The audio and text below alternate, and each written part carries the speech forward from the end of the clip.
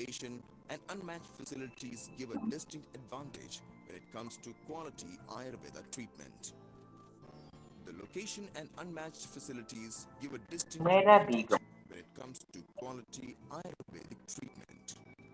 Ayurvedic treatment is useful in curing as well as instilling a renewed vigor in mind, soul, and body.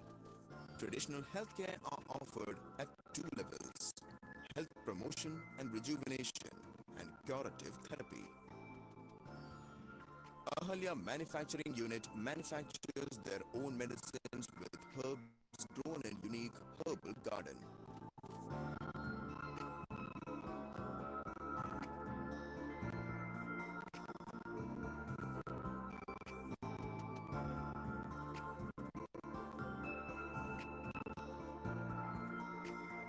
Ahalia Voice 90.4 is the one and only community radio station exclusively for Palakkad, broadcasting various इसको radio कानून shows शास्त्र focusing on health-related topics. Ahalia Children's Village is a noble effort to provide children who have lost their parents or who are no longer able to live with them a permanent home and a stable family environment. The village aims to provide opportunity for the underprivileged children to live with dignity in a caring, homely atmosphere. Ahalia Ayurveda Lakeview cottages, which are placed on the borders of a അത് vast കണ്ണു expanse മാത്രം of മുടിച്ചേ fertile പോലെ നിൽക്കുന്നുണ്ട്. harvest, spotted with mindful root form, I request the participants to please lakes, mute yourself. yoga, and meditation are all added benefits offered to the guests here. The ambience of the cottage, which is a fully furnished unit amid the virgin greenery of Palakkad in the backdrop of the So Western in 2 more Ghats, minutes, we will leaves us begin. feeling fresh There are a few and more rejuvenated participants who are after joining. the So stay. sharp at 4 o'clock, we will begin. How are you, sir?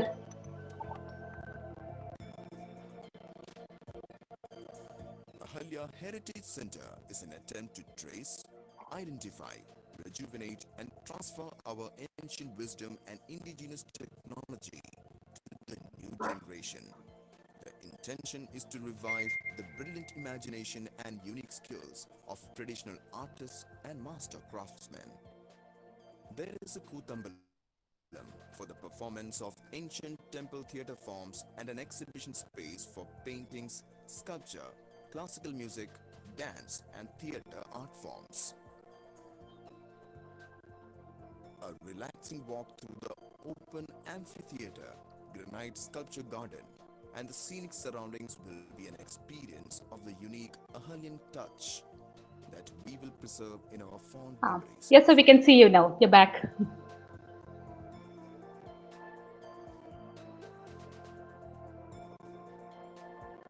On behalf of the Ahalians, it is my pleasure to share with you all about our Ahalia Health Heritage and Knowledge Village. Now, it's time to move on.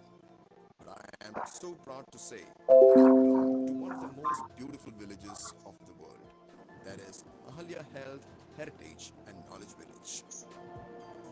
When winds of change blow, some people build walls, and Ahalia builds windmills with the wings of health, heritage, and knowledge. Ahalia Health Heritage Can you and hear me? Knowledge Village. Yes, sir, we can hear. Okay. So now let us begin then. It's 4 o'clock.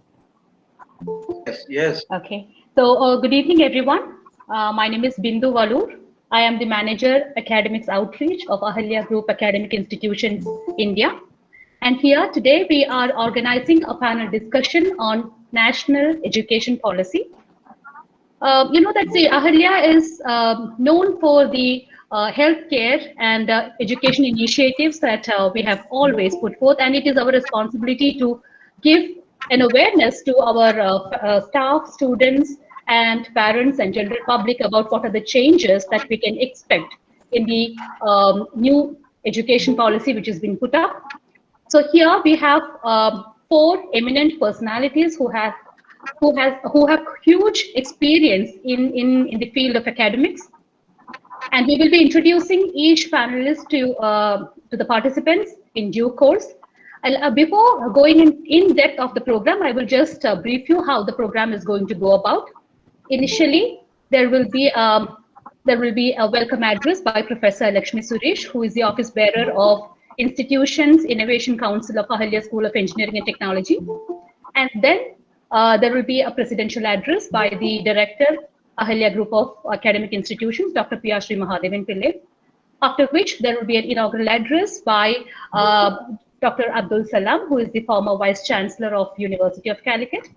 After the inaugural address, we will move on to, we will listen to Dr. Venkatesh Raikar and Mr. Jomy, who are experts in this area. They will be, of all four of us, in their addresses, they will be briefing about the various aspects of education policy, how is it going to affect the institutions, how it is going to affect the students and public in nature. So let us move on. So, Lakshmi ma'am, if you're available, I welcome you for the welcome address. Am I audible, ma'am? Yes, ma'am, you're audible. Okay, thank you. Good evening, everyone. During this pandemic period, we have seen a drastic change in various spheres of our life, right? Especially as academicians in the field of education also, from an offline mode of study to an online mode and various others. And as education is a fundamental for a nation's development, the government has introduced a national education policy for which we academicians should be aware of.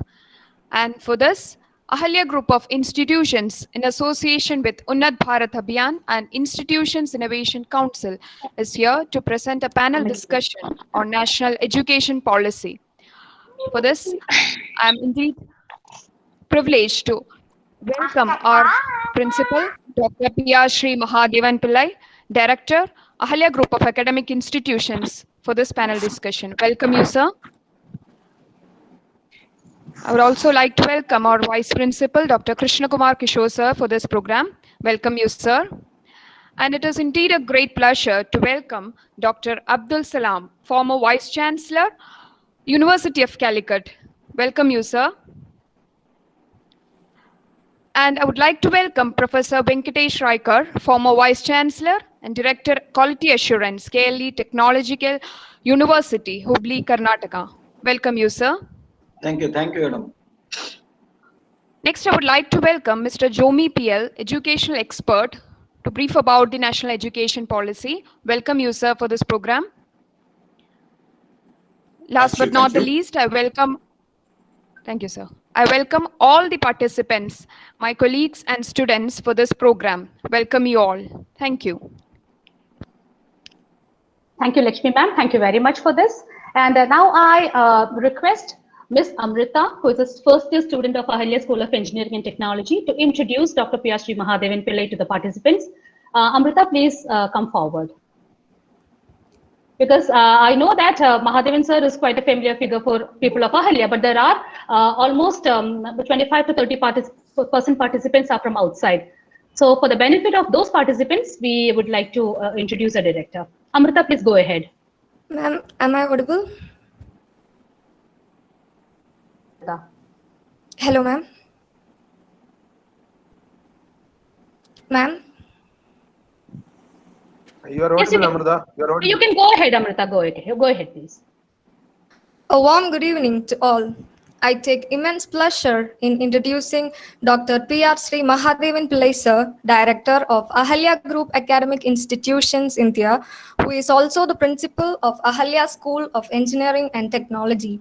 He has 37 plus years of teaching experience. He was also the Dean, Faculty of Engineering, University of Calicut for 8 years. He is holding various honorary positions in government and private institutions as well. We are glad to have you here, sir. Thank you, Amrita. And now I welcome our director to offer the presidential address. And after the presidential address, he himself will introduce Salam sir to the participants. Mahadevan sir. Thank you, Bindu and Amrita for the introductory speeches. I'm really very happy today to see Dr. Abdul Salam sir after a gap of almost 5.5 years. And of course, I could meet Professor Venkatesh, Raikar sir almost 1.5 years back. And Mr. Jomy, I could meet almost 4 or 5 months back. So all are familiar faces, but it's a reunion again to see all these people. As Bindu has mentioned, today our session is going to be on the National Education Policy 2020. We have got around 147 participants right now. Still more will be joining. And around 100 participants are from Ahalia institutions, mostly teachers of different institutions in Ahalia, plus some students also. And the remaining, I think, is from different institutions all over the country, not only from Kerala. That's why we have adopted the English language for the interaction, because I know that some of the participants are from some of the North Indian institutions. I'm not going to discuss at large about the national education policy right now, because after our invited panelists do present their views, I may also present my views. I take it as the last chance because I don't want to interfere with them in the beginning. But I'll just give a brief introduction. This is the third national education policy. The first one was brought by the Indira Gandhi government in 1968, and the second one in 1986 by the Rajiv Gandhi government, and now the third one in 2020 by the Narendra Modi government. Earlier, these things were called the National Policy on Education, NPE. Right now, these are being called as the NEP, National Education Policy. This National Education Policy brings in a lot of new things. Obviously, there are pros and cons for all the changes. Definitely, as everyone knows, there is only one thing without change, and that is change. So we have to change. But whenever a change is brought in, there are bound to be resistance, there are bound to be fallacies, there are bound to be gains, and all these things should be associated with NEP also. Of course, NEP is going to be slowly implemented. They expect that within 5 years, this implementation will be almost 90%. And within 1 or 2 years, this year itself, 2021 itself, the National Higher Education Commission, NHEC, will be formed. And of course, there are criticisms and there are applauds for the policy. I'll listen to all the panelists and then I'll come up with something if it is to be added to that. But I want the panelists to focus on both, and all our experts. You know that Professor Abdul Salam has been in the education sector for more than 4 decades, highly experienced in all the dynamics of education. And of course, Professor Raikar also has been nearly 4 decades in education. And Mr. Jomy has been writing and talking a lot about education. So we will expect some good discourse from them. Obviously, I want all the positives and negatives to be unleashed here, because our teachers, mostly teachers, are attending this. They should know what is going to happen in the next decade in the education sector. Most of the teachers' jobs will be lost. Many other things will happen because changes are imminent. 100 best foreign universities are invited to India under the NEP scheme. I don't know how many of them will come. Even at the same time, we have to think that there is only one institution in the country which is in the best 200 institutions in the world. We have nearly 800 plus universities, half of them under the government and half under the private sector. We have got 45,000 plus colleges in this country, all governed by the UGC norms. And we have got lakhs of primary and secondary educational institutions in the country owned by the government of India, or the CBSE guided, or by the state governments, or by the private agencies under the control of the state or central government. So it's a big quantum. Going by the number of educational institutions, India is the number 1 in the world, counting all the schools and colleges in this world. India is the number 1 in the world. But whether we have the quality of education, that is something which to be discussed about. That also NEP is aiming at. Among the best 500 institutions in the world, in the last year only 3 were with us. Only 1 was in the first 200. Even the IITs, which are supposed to be the best in the country, are not coming up to the best 100 in the world. So these are all things to discuss. Another thing is when this NEP is coming up, the entire education system is going to change. From the 10+2 system of school education, we are going to have from a preschool level to the higher secondary level of 15 years of education instead of 12 years of education, starting from the age of 3 up to the age of 18. So what quantum changes it is going to come? Plus, another major criticism comes that the NEP is focusing on skill-based education, not knowledge-based education. So it's a debated matter whether we want knowledge-based education or skill-based education. Of course, so many things have to be discussed, and I know that the experts will discuss all these things. Anyway, I'll be joining at the end to discuss my viewpoints. And of course, so much politics is also playing in these things, because whenever a government wants to bring in some changes, definitely the oppositions will have to oppose it. So they will find the loopholes. In a way, it's a bliss that there is somebody to find out the loopholes so that the government can correct it. So the pros and cons of all these things will be discussed. I'm very happy that we have got Dr. Abdul Salam sir, the former Vice Chancellor of University of Calicut, the biggest affiliating university in Kerala, affiliating nearly 500 colleges. I had the luck and privilege to work with him for nearly 4 years, and the most important element I have seen about him is he is an academician with backbone. Very rarely we see such, and that is the greatest lesson I have learned from him. Whenever I was associated with him, I learned that he'd take firm decisions, courageous decisions, and stand by it, and see to it that it is done. This is a quality which many of the academicians do lack, but he had it, and he could make changes out of it. Because only very few people can change the system, because the system itself is resistant to change, and he is one of those people who could change the system. And of course, the present University of Calicut is a testimony to the changes which he has brought in. Whether the society appreciates now or not, that is another thing, because Jesus Christ has told that no prophet is recognized in his own homeland. So, but in time, these things will be recognized. So, when he has agreed to join this program for delivering the inaugural letters, I was very happy, because I could see the role model of an academician in him. With these few words, I think he doesn't need any further introduction, because his words will introduce himself.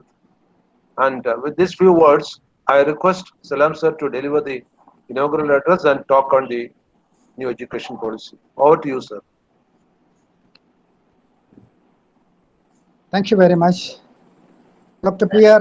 Sreemahadevan Pillai, Professor Raikar, former Vice Chancellor, Mr. Jomy, Ms. Bindu, Ms. Lakshmi, Ms. Amrita, several hundreds of participants, and my dear friends. At the outset, let me thank Dr. Mahadevan Pillai for inviting me to this function, so that I can see him over here directly and also listen to him and also share some of my thoughts. I remember Dr. Mahadevan Pillai as one of the finest professors, best at dean, one of the best deans we had at that point of time, during which we could make a lot of changes in the faculty of agriculture engineering, qualitatively and quantitatively. Later, I learned that he met with some accident. Now he regained. He's back with Ahalia group. I wish him all the success in the new education group. My job is to inaugurate the NEP 2020 webinar. Before going into the discussion, let me do the job, otherwise I may forget at the end. Let me, with all humility, declare this webinar on NEP 2020 open. Now, let me share some of my thoughts about NEP 2020. I was reading these documents at least a couple of times, listened to several ideas that appeared in the print media and the mass media, other media, electronic media, and also several webinars. My own impression about the document, it's a brilliant document, an amazing document, deserving congratulations to start with the Kasturi Rangan and team, and also later the Honorable Prime Minister of India, Shri Narendra Modi, who had the courage to implement this NEP 2020. In one word, I am very sure this can be listed as one of the top 5 accomplishments of Narendra Modi government during the last 6 years. It contains excellent philosophy of education. So my only worry is how best these philosophies, these thoughts can be translated to real action. Now, what is the content of it? Content of this is only change from the present to the future. Why?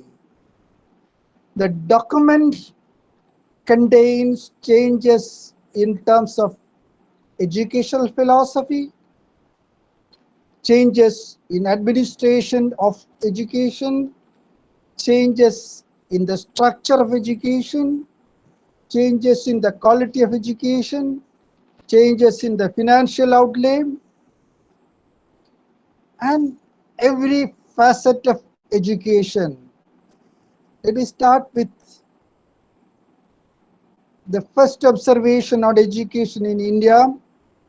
As Dr. Mahadevan Pillai said, it is a third document towards a knowledge revolution. I can emphatically say that this is a boon to the students, parents, public, and the nation at large. Now, 2020 witnessed a pandemic. I think before the pandemic, this document was announced. I believe that this pandemic, COVID pandemic, is a big boon to the area of education at the school level and also at the higher education level. The extensive use of technology in the area of education, I'm sure, has changed the quality of education to a great level. If there is a good professor like Dr. Mahadevan Pillai at Calicut, he can be listened to anybody, any other engineering graduate, engineering student from any part of the world. That's one of the greatest advantage of technology.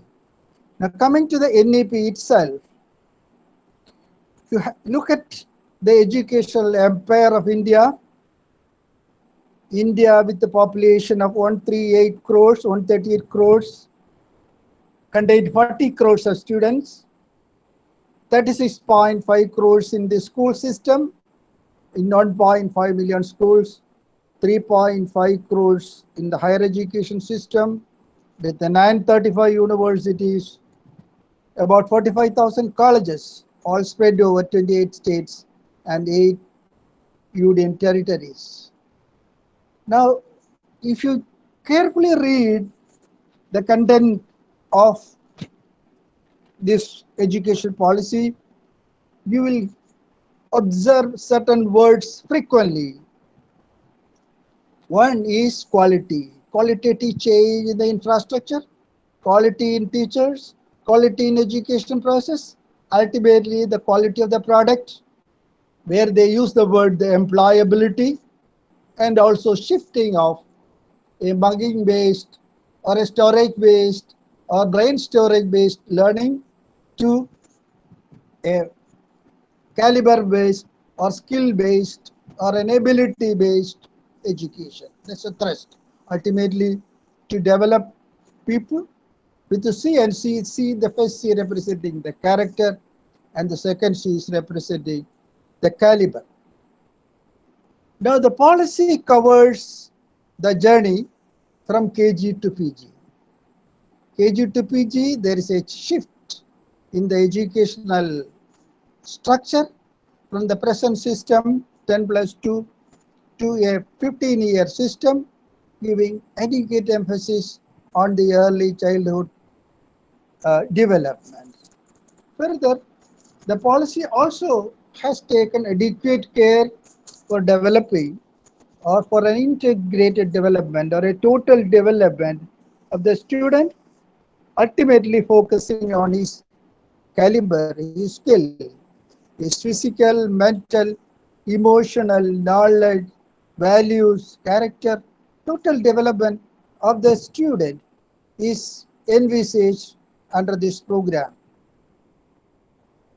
Now, another major change which I have seen is the changes in the regulatory mechanisms, in forming universities, cluster of colleges converting into universities, in the flexibility, providing stress-free education, enjoyable education, engagement-oriented education, experiential learning, and also with a lot of emphasis on technology-driven teaching and learning. There is adequate provision for improving the teacher quality, then facility improvements, infrastructure improvements, including the technological facilities. I think in one word I can say there will be a total change, not only in the ecosystem, the learning ecosystem, in the teaching ecosystem, the persons involved, the process involved, as well as in the products.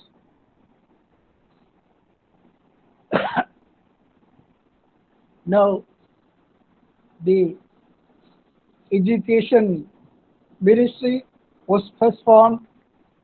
Earlier it was named as the MHRD, now the ministry is named as Education Ministry, and the whole education empire is divided into four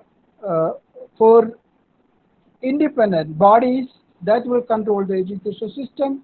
The first one is the National Higher Education Council, that is a regulator. Second one is the General Education Council that fixes standards. The third one is the Higher Education Grants Council. Higher Education Grants Council provides grants. Then the accreditation agency.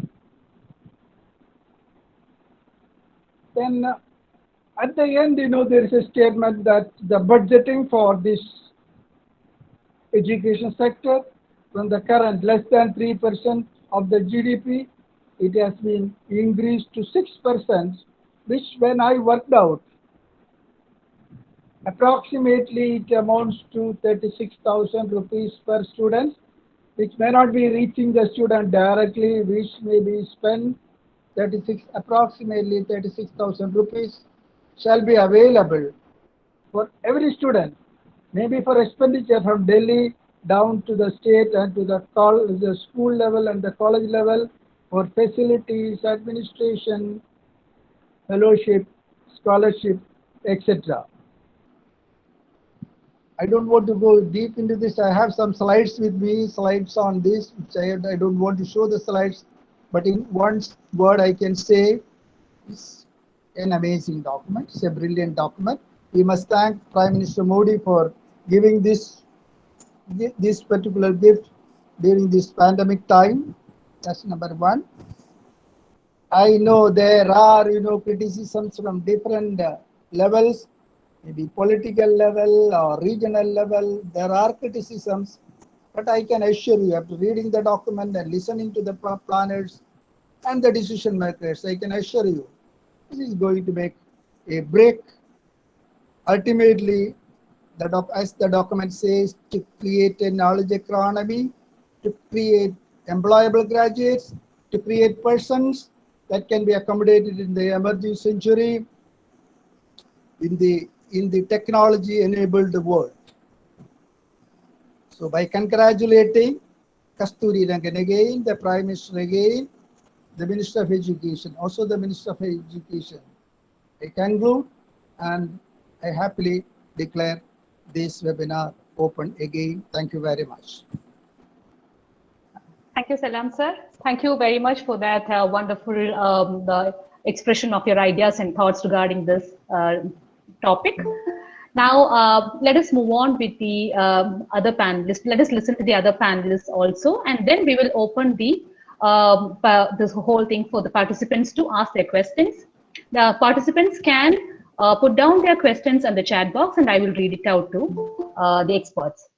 Now now let us move on to listening to the next panelist. So, but we would want to introduce the panelists to the participants because we should know whom we are listening to. So initially, both the participants will be introduced together, and then after that, we will first listen to Professor Venkatesh Raikar, and then we will listen to Mr. Jomy. So now I welcome Ms. Sneha Krishna, first year student of Ahalia School of Engineering and Technology, to introduce Dr. Venkatesh Raikar to the participants. Sneha, are you here? Yes, ma'am. Yes, you're audible and visible too. Please go ahead. Good evening, one and all present over here. And it's my pleasure to introduce Professor Venkatesh A. Raikar, is presently the Director, Quality Assurance, Scali Technological University, Hubli. Prior to this, he was founder and former Vice Chancellor of Govt University, Kolhapur. He also served as Principal, KIT College of Engineering, Kolhapur, and Principal, Government College of Engineering, Karwar, and Director, Govt University, Kolhapur. In the initial period, he served 21 years in B.V. Boomereddy College of Engineering and Technology, Hubli, as Head of Department of Mechanical Engineering.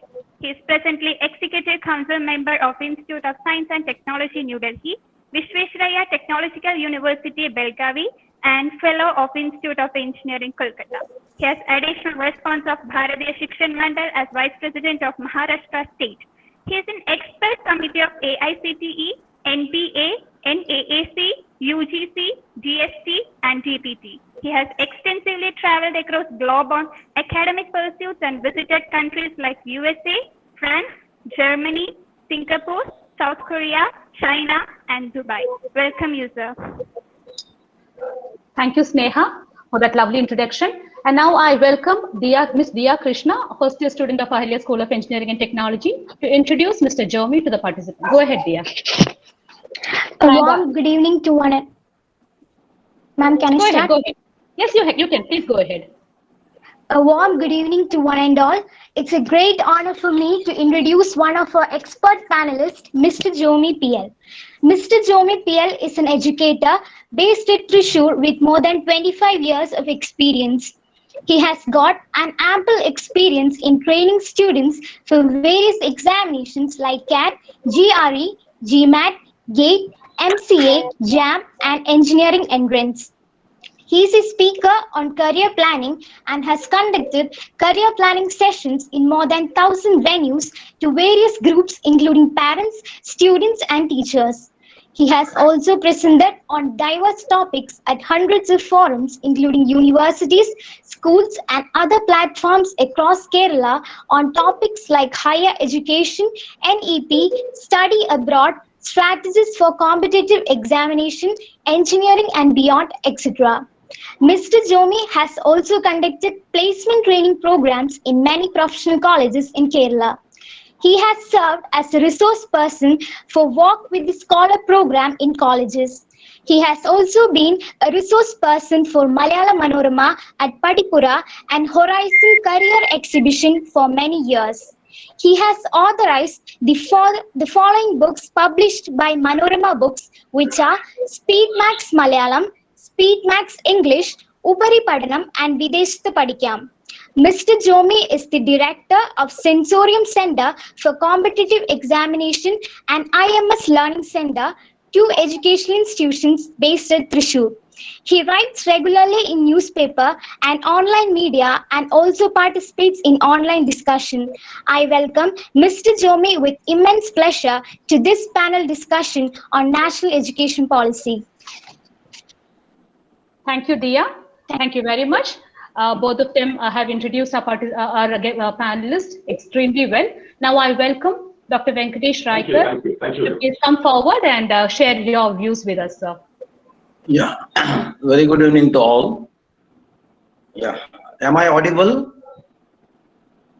Am I audible? Yes, yes, sir, you're audible. Yeah, so very good evening to all. Once again, Professor Dr. M. Abdul Salamji, the former Vice Chancellor, University of Calicut. My friend Professor Sreemahadevan Pillai and Mr. Jomy ji. Then the event coordinators Bindu Madam ji, Lakshmi Suresh ji, and also my respected dignitary, means what you call delegates. I'm really happy those your school students are doing very good comparing.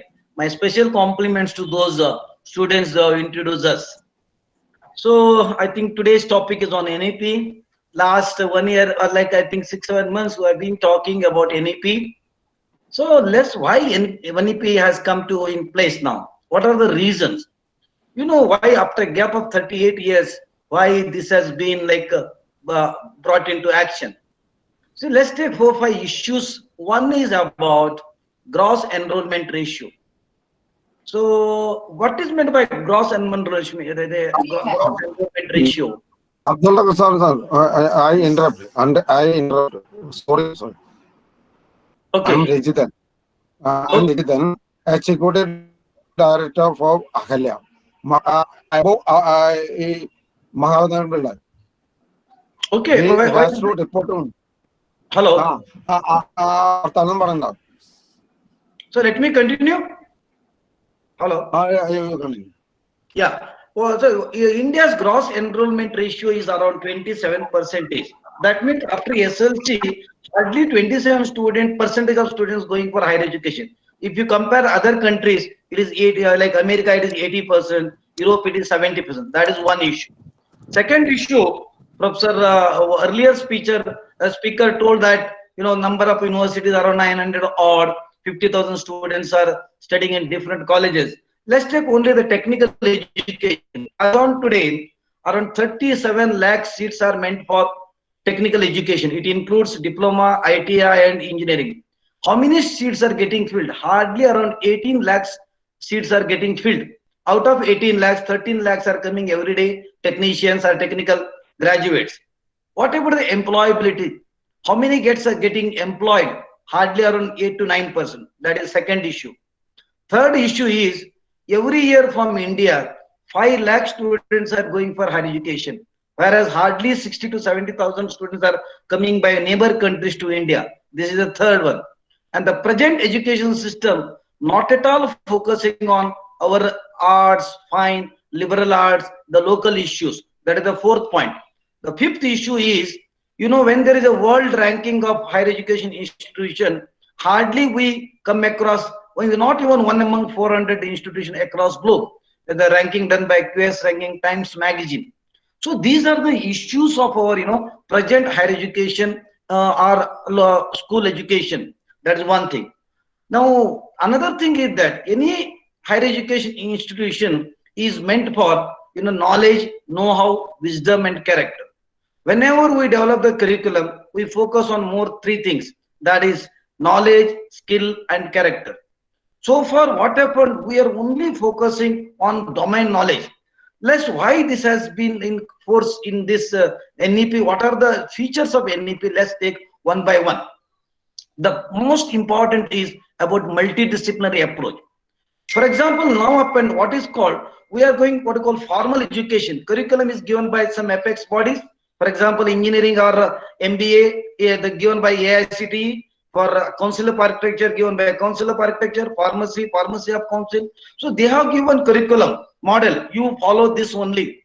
That is because here students, if they have got interest in other fields, they cannot do anything. For example, mechanical engineering. He has joined for 4 years program.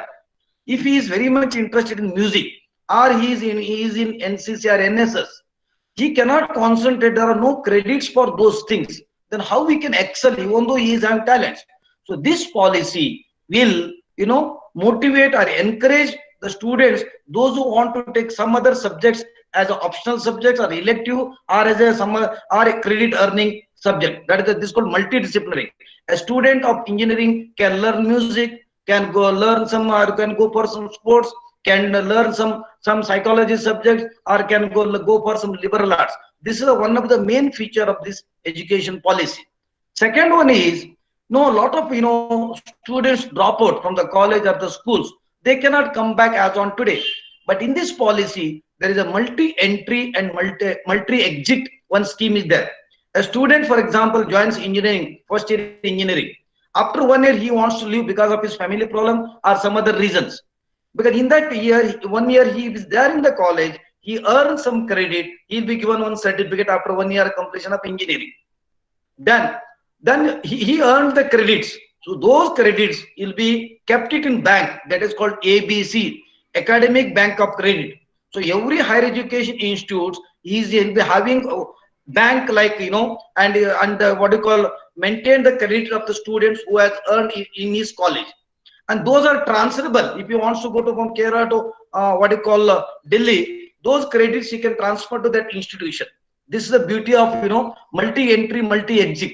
Again, engineering, after 1 year he leaves the college, works somewhere, and come back to that same college, completes 1 more year. So then if he completes 2 years, he'll be given a diploma degree in engineering college itself.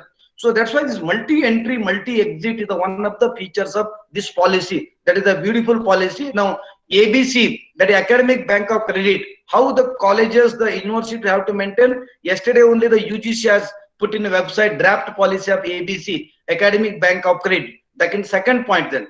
And third one is about what you call language issue, because most of the, like in India last so many years, a lot of English medium schools have come. There is no focus on regional languages. That's why in this policy, up to 5th standard, whether he is in Kerala, whether he is in Maharashtra, whether he is in Delhi, he has to learn school education in his mother tongue only up to 6th standard. The reason is that if he learns mother tongue, if he does his schooling in mother tongue, he'll understand the subjects very properly, and although he'll learn the skill. That is the third point. Fourth point about this is called, what I call it, internationalization of higher education. This policy, because you know that whenever QS ranking, whenever Times magazine ranking, hardly any education institution of India is ranked one, not even ranked one among 400 of the world. So that's why in this policy, government is, encourage or allowed 100 foreign universities to come to India. Those good universities, those are ranked by QS ranking and all, they are allowed to come and start campuses in India with having a collaboration with the proven University of India. Because of this, what happens, we can develop their style of working, how to focus more on innovation, research, patent, intellectual property. This is the fourth point. And fifth point is about the curriculum I told in the beginning, given by the apex bodies. There are 34 apex bodies in India, namely like AICTE, UGC, Pharmacy Council, Architect Council, so many. Those all 34 apex bodies of higher education and schools, NCERT and all, they will be brought under one regulatory authority called National Higher Education Regulatory Authority. I think after 1 or 2 years, you may not have a different apex body. It will be one apex body, National Higher Education Regulatory Authority.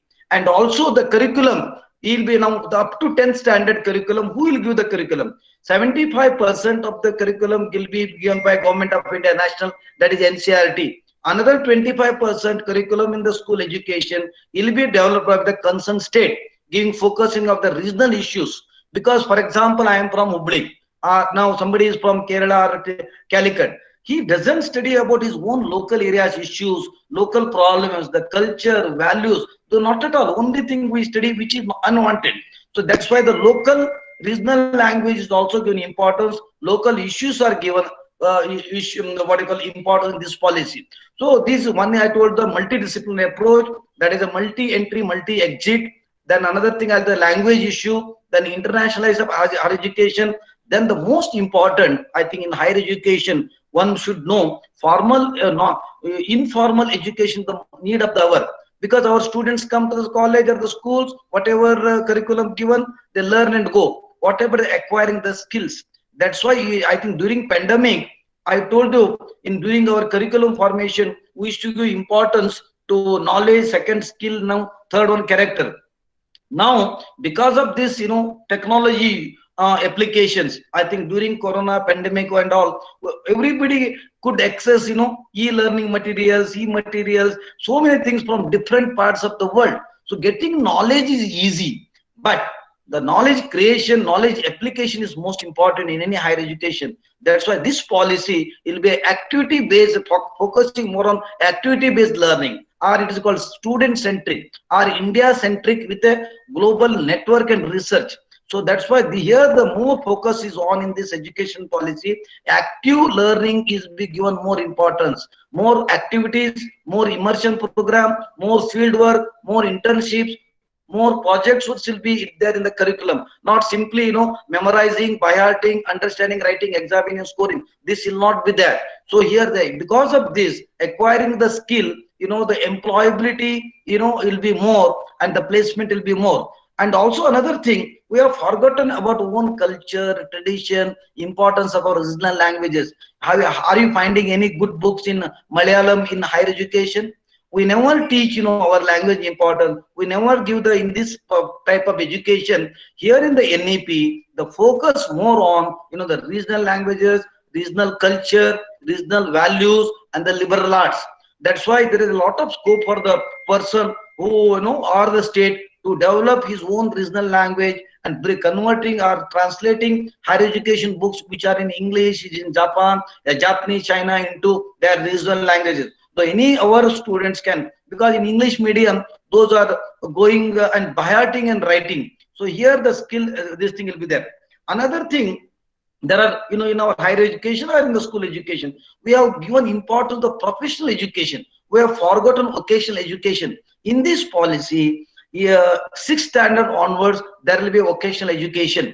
A student interested to know about electric wiring, he will be taught in the school education. A student learn in machining, he will be shown how to work on lathe machine. A student working or interested in what you call some sensors, robots, he can take up the course in school level. So vocational education given importance in the education right from 6th standard, because we hardly think about when they come for higher education because you see in the vocational education, last 3 years, if you look at in India, hardly 5% students enrolled for vocational education. In Germany and all, in France and all, around 88% of the students enrolling for higher education, means vocational education. I want to give one small example. When recently, like last 1.5 years back, and I had been to Germany.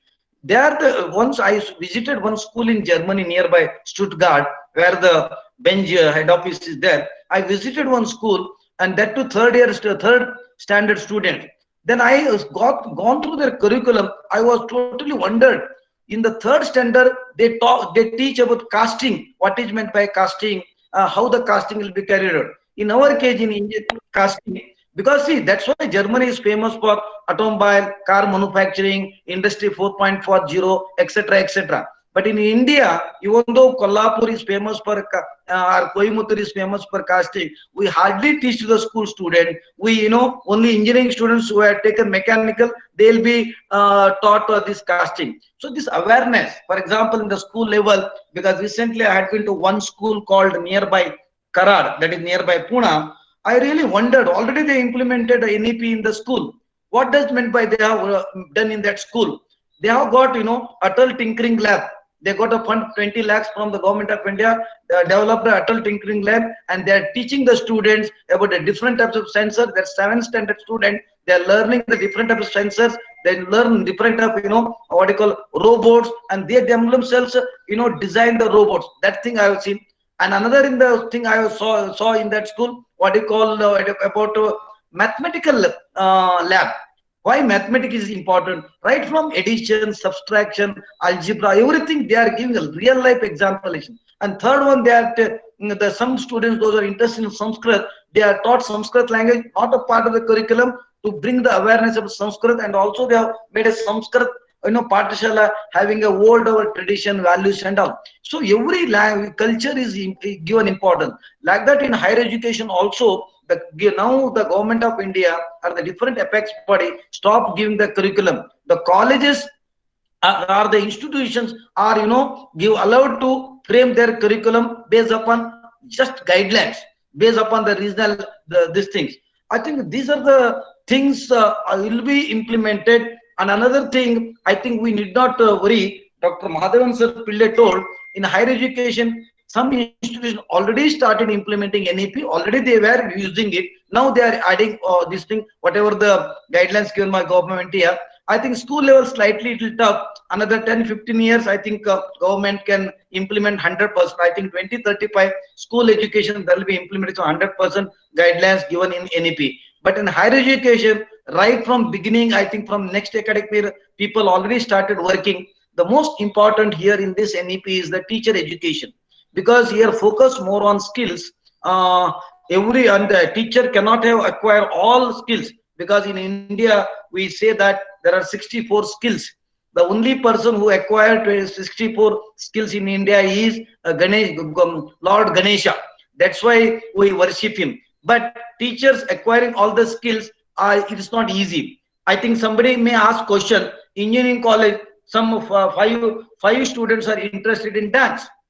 Whether the engineering college and those 5 students are interested to become a dance as a career along with the engineering degree, then engineering college can teach dance those students. Yes, it is possible. How? They should have a collaboration with nearby dance school, so there they take the training and come back. So if they learn and get some certificate, that can be considered 3 credit course, 6 credit course, like that. Another student wants to go for swimming. If he goes for swimming, undergo some training, get some medals or not, that can be credited as a credit. So for example, some 10 students mechanical engineering wants to do some village study and want to implement the technology in the villages. So let them be there for 3 months and some 9 credits, and that can be accumulated. So here this NEP is actually meant for holistic development of the student. So this policy is meant for holistic, integrated, inclusive, enjoyable, engaging. So this is the important, means the main feature of this policy. So you cannot deny the students simply learning same subjects given. No, here the students can learn anything he wanted. But that's why if this is to be implemented, every institution should have a collaboration with the nearby colleges. It may be agriculture college, medical college, Ayurvedic college, because Ayurvedic is picking up in India, especially Kerala is #1 in India. So what is the reason? If somebody engineering student or pharmacy student wants to develop a product or wants to learn something about what you call advanced Ayurvedic, he should be encouraged. He should be sent to nearby Ayurvedic college. Let me once he can earn some credit and come back to the college. So I think if this is implemented, students will enjoy and not only enjoy, then he brings the laurels to that college. So if, for example, if the 2-3 students of Ahalia group of institution, if they are interested in sports, if they're given some motivation and some credits for the sports activity, if he gets 1 or 2 medals in Olympics, I think automatically the college name will come up like anything.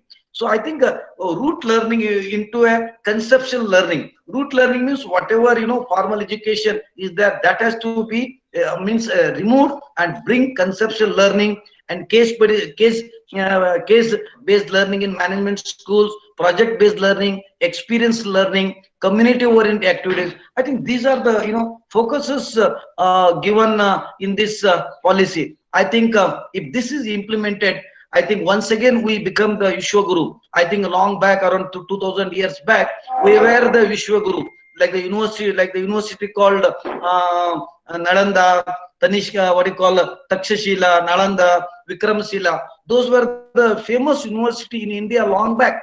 The outside other country students used to come to India for higher education. Now things have been reversed. I think if we implement and give our focus more on our tradition, culture, focusing, I think once again we become what I call Vishwa Guru. One more thing, last point, the technology. The technology, introduction of technology in all levels is also very, very important. Because today, for example, the subjects like the emerging niche areas like artificial intelligence, data analytics, business analytics, then what you call nanotechnology, quantum mechanics, virtual reality, augmented reality. These are the need of the hour. I think these are the subjects to be taught to the each and every students, irrespective of the domain. For example, an art student or the psychology student or even a BCom student, he also should know the technology. What does mean by IoT? I'll give a small example of IoT. I only enjoyed about the technology. 3 months back there was an exam called NEET examination. I think NEET examination meant for to go for medical education. There are 3,400 centers across globe.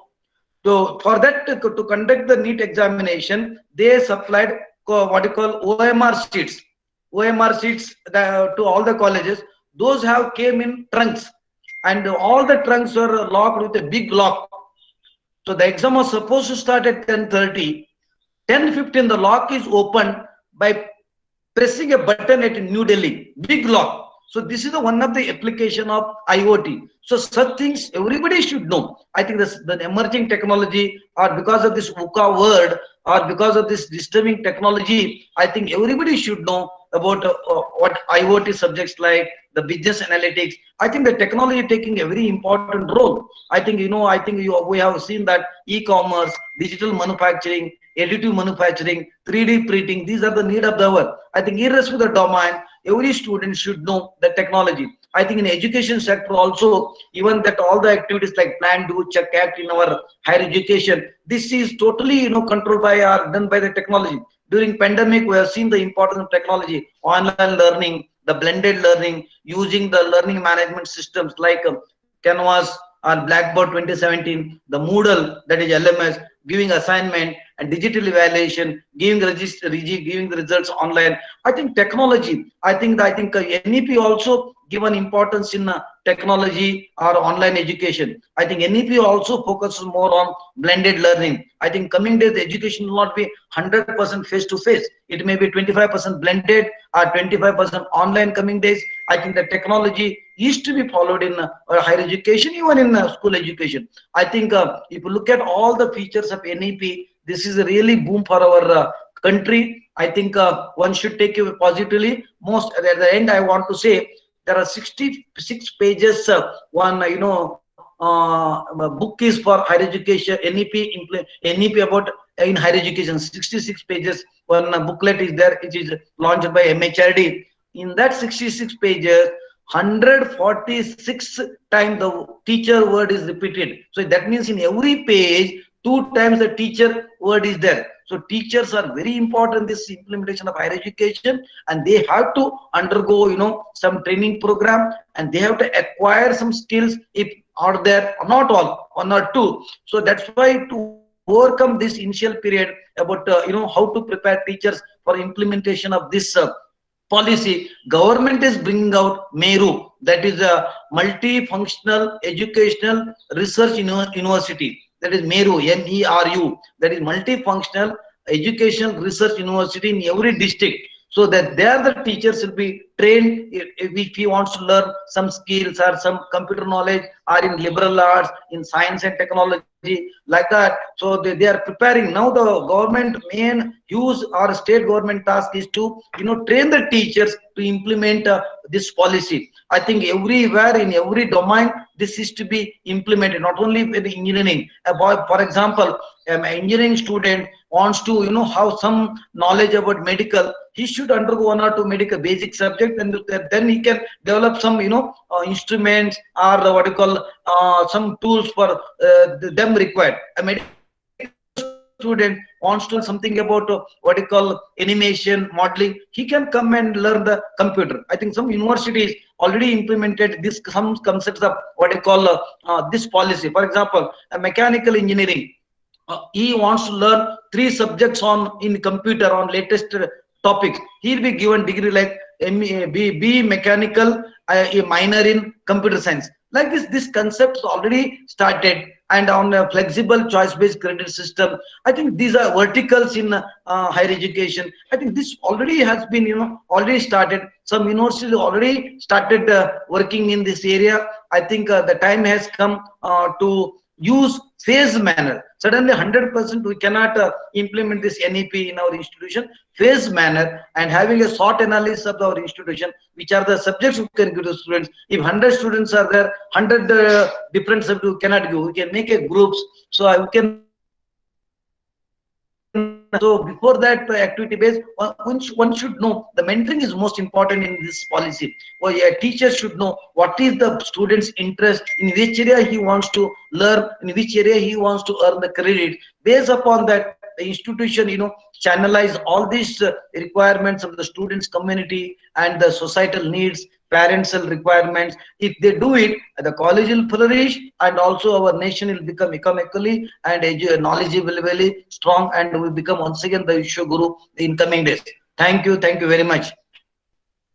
Thank you, Dr. Raikar. It was lovely, sir. So you have actually elaborated each and every points of the national education policy, and you have conveyed your thoughts very well in a very simple manner.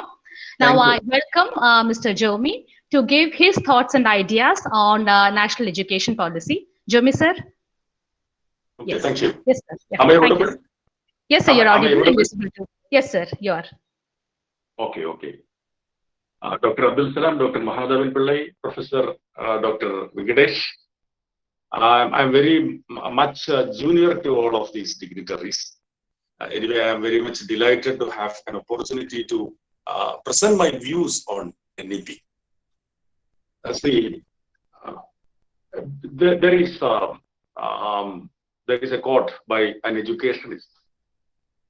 So I like this. It can be read like this: our education is a clear case of a Niagara of reports on education, or a Niagara of reports on policy, but a Sahara of action. So this summarizes the new education policy also. The review committee report of 1992 lamented much of what is contained in this report. This is about another report which was prepared by a committee.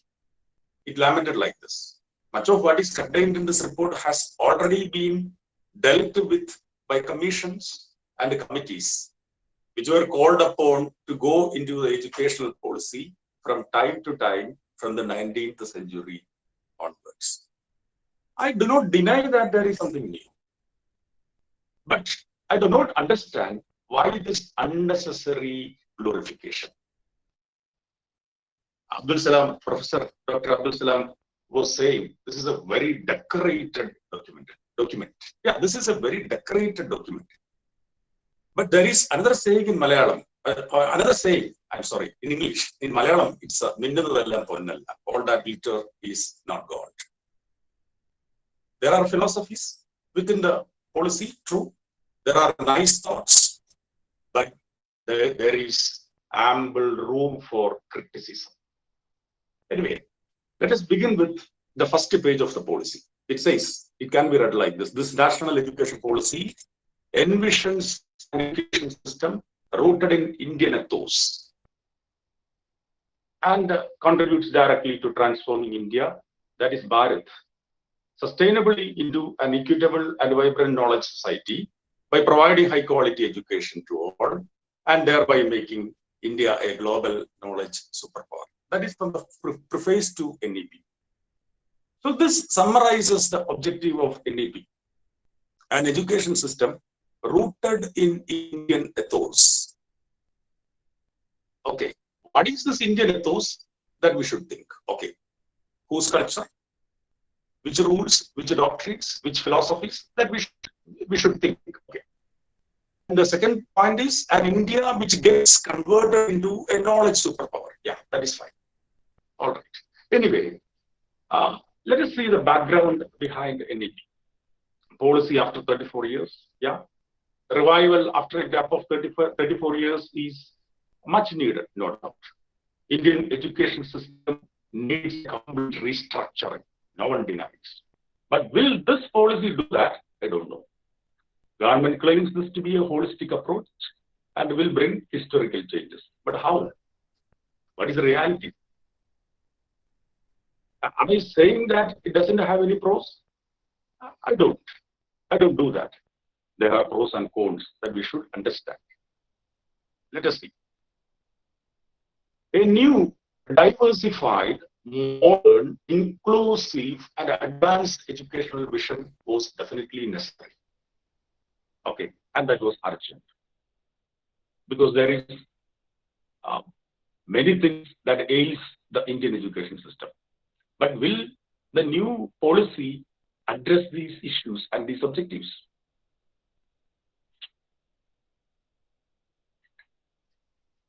I'm sorry, just a moment.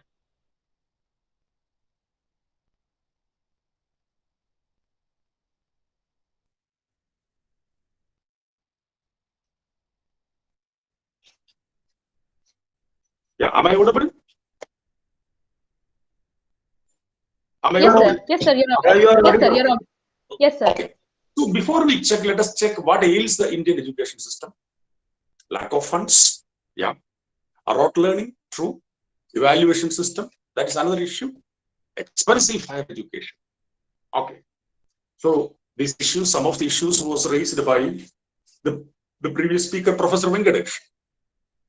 And we know that a positive school climate provides an environment where students feel valuable. Okay. So these are some issues that the existing education system faces. Another issues, mass illiteracy. Okay. We do have neglect of Indian languages, wastage of resources in our schools and colleges, lack of promotion of logical and analytical thinking.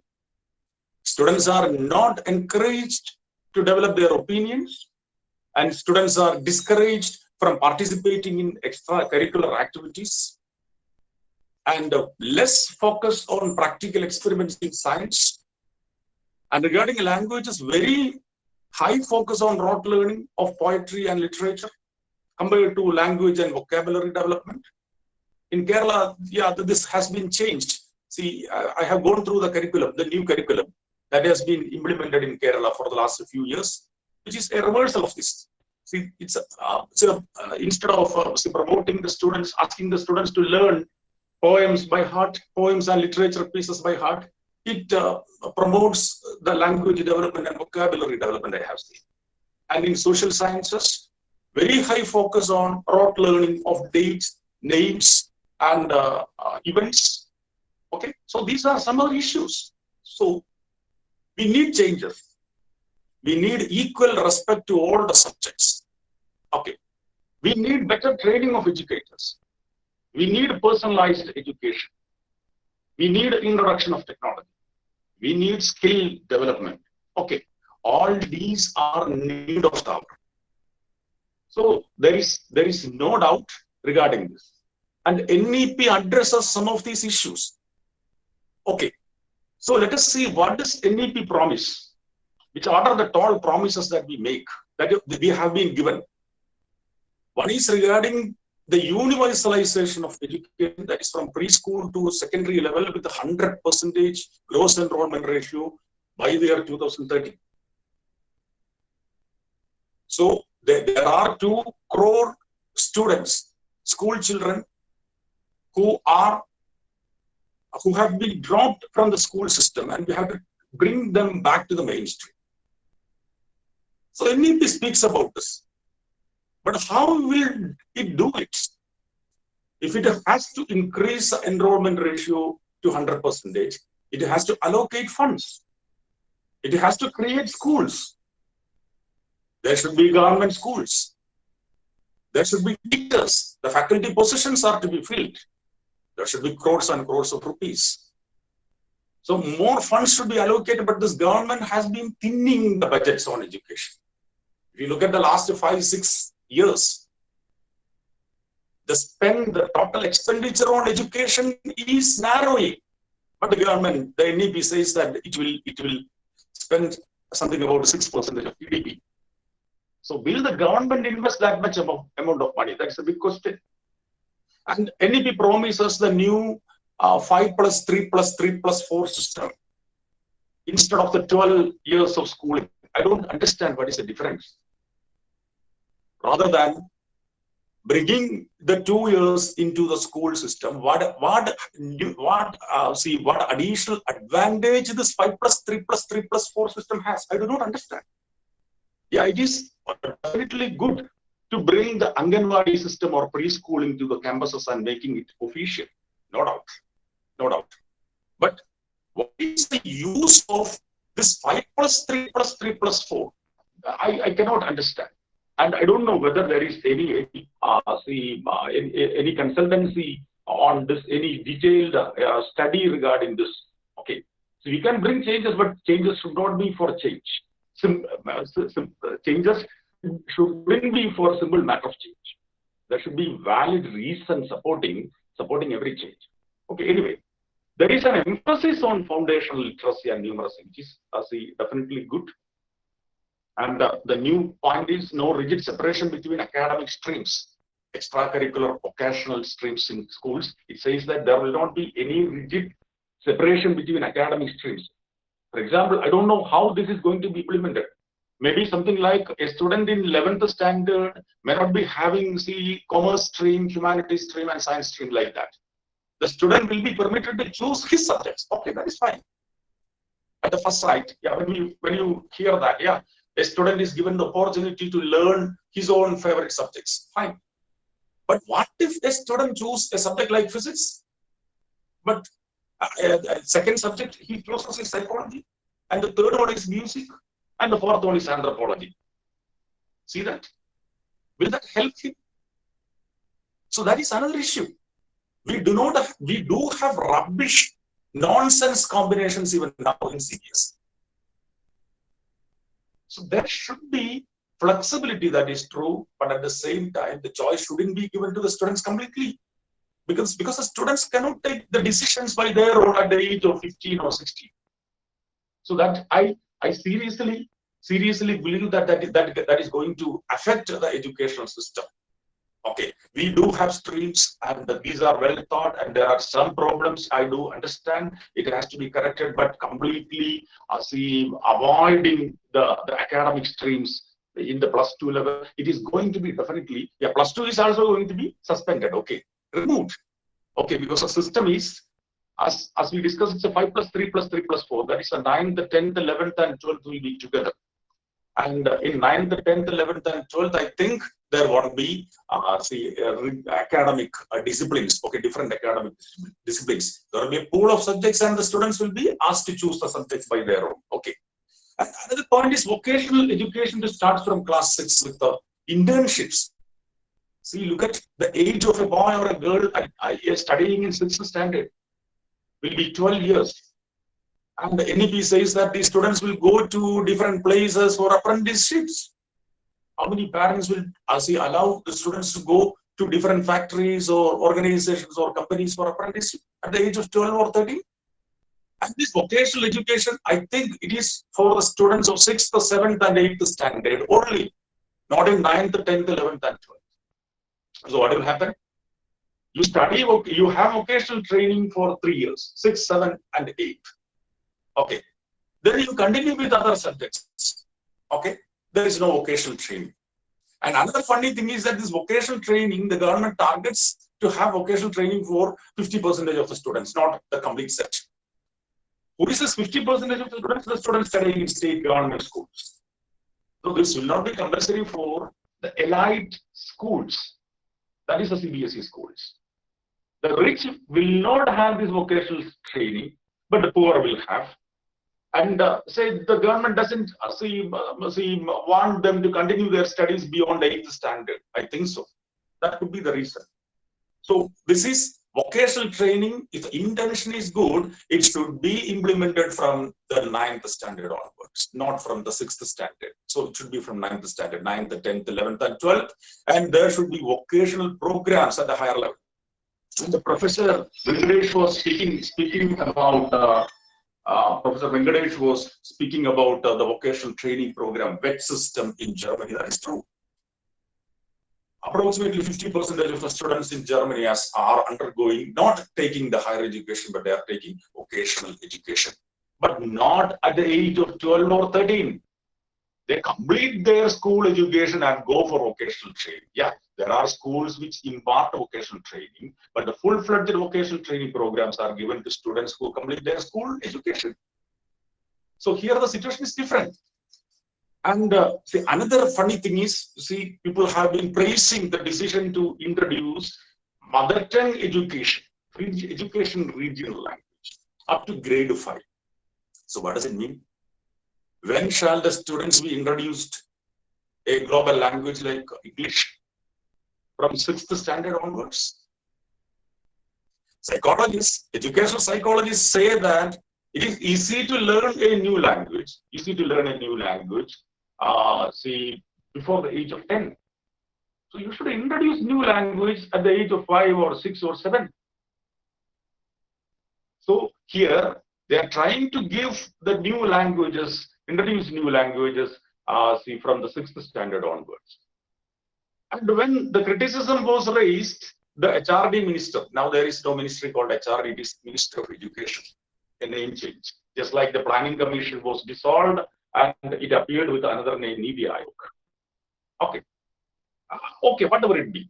This Ministry of Education minister said, yeah, we will not make this compulsory. This introduction of mother tongue based education will not be made compulsory. But NEP says that education will be in English, no, not in English, mother tongue. So what does it mean? Again, this is going to affect the state schools.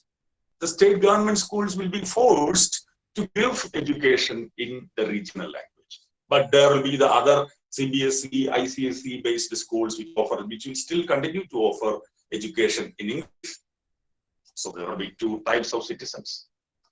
Yeah, so this is not going to address the issue. And we are speaking about globalization of education, but at the same time, English is not introduced until the age of 12 or 13. And preschools, I told you, preschools will be official. That is something which is good. And the GR, as I told you, gross enrollment ratio in higher education will be to be raised to 50% by 2035. You can have tall expectations. We say sky is the limit. When I talk to students, I say even sky is not the limit. Yeah, that is. But at the same time, for ambitions, for plans, we should put some limits. Current enrollment ratio, gross enrollment ratio is 26.3%. Okay, so that is something around 73.5% people are staying outside. And we are thinking about doubling the enrollment ratio in universities. To double the enrollment ratio means we have to double the infrastructure, double the number of universities, double the number of colleges. In the last 73 years, we have been quite successful in making something around 1,000 universities. Okay, and we do have something around 40,000 institutions, higher education institutions in the country. So we have to double that. So doubling this in 15 years, how is it going to happen? Will the government put money? That is the question. If the government pumps money, then that is fine. Okay. But will the government do that?